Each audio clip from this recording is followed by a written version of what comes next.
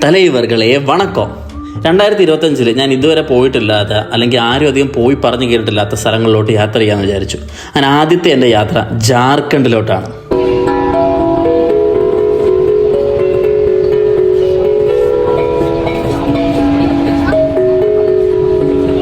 ഫുഡാണല്ലോ main, അതുകൊണ്ട് ആദ്യം ആഹാരം കഴിച്ചിട്ട് തുടങ്ങാമെന്ന് വിചാരിച്ചു. ഇത്രയും വലിയ നീളമുള്ള ബില്ലൊക്കെ ഉണ്ടെങ്കിലും ആഹാരം കഴിക്കുന്നതിൽ ഞാൻ ഒരു മടിയും കാണിക്കാറില്ല. പണ്ടാരണ്ട് പറഞ്ഞതുപോലെ ആഹാരം കഴിക്കാൻ വേണ്ടിയാണല്ലോ നമ്മൾ ജീവിക്കുന്നത്. എല്ലാത്തിലും ഒരു പുതുമ വേണമല്ലോ. അതുകൊണ്ട് കേരളത്തിൽ നിന്ന് ഞാൻ ബാംഗ്ലൂർ എത്തി, ബാംഗ്ലൂരിൽ നിന്ന് ചെന്നൈ വന്ന്, ചെന്നൈയിൽ നിന്ന് ഫ്ലൈറ്റ് കയറി ജാർഖണ്ഡ് പോകാമെന്ന് വിചാരിച്ചു. അതാണല്ലോ അതിൻ്റെ ഒരു ഏത് പണ്ടെന്ന് പറഞ്ഞാൽ 2023 ഞാനിങ്ങനെ യാത്ര ചെയ്യുമ്പോൾ അതിൻ്റെ വീഡിയോ ഒക്കെ എടുത്ത് പോസ്റ്റ് ചെയ്യുമായിരുന്നു. അപ്പോൾ അത് കണ്ടിട്ട് ആരോ എൻ്റെ വീട്ടിൽ ചെന്നിട്ട് പറഞ്ഞു, മോൻ ഇപ്പോഴും ഉത്തരവാദിത്വമില്ല, നാട് മുഴുവൻ കറങ്ങി നടക്കുമല്ലേ എന്ന്.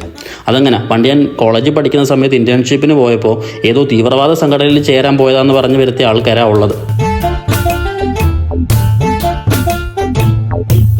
അതെന്തെങ്കിലും ആട്ടെ. സാധാരണ ഞാൻ ഫ്ലൈറ്റ് കയറി കഴിഞ്ഞാൽ കുറച്ച് നേരം ഉറങ്ങും, പിന്നെ കുറച്ച് നേരം ഉറങ്ങും, പിന്നെയും കുറച്ച് നേരം ഉറങ്ങും, ഇടയ്ക്ക് എന്തെങ്കിലും കഴിക്കാൻ കിട്ടിയാൽ കഴിക്കും.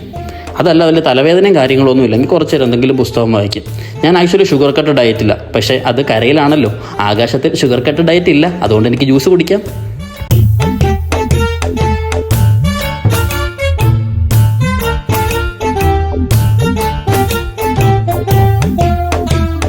എവിടെ ഫ്ലൈറ്റ് വന്നിറങ്ങിയാലും ആദ്യം ഞാൻ പോകുന്നൊരു സ്ഥലമുണ്ട്. എൻ്റെ മോനെ,